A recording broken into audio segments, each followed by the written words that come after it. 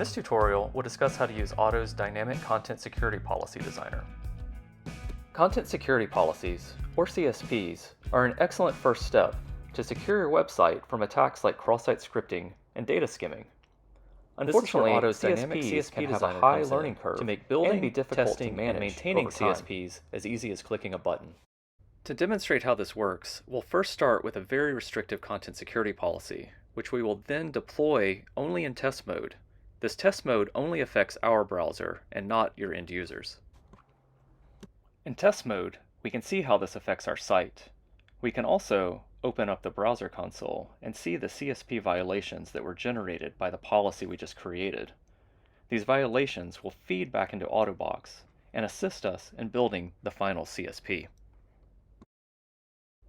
Building your CSP is now as easy as selecting the violation and adding it to your policy.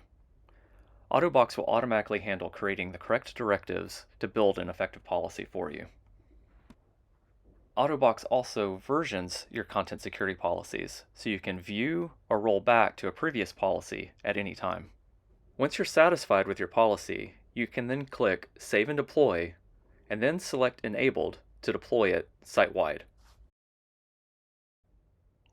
Now that we have a production-ready CSP, we will get violations that we may need to take action on. You will see these inside the Ottobox dashboard.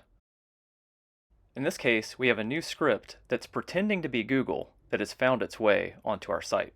Fortunately for us, our CSP has prevented the script from running.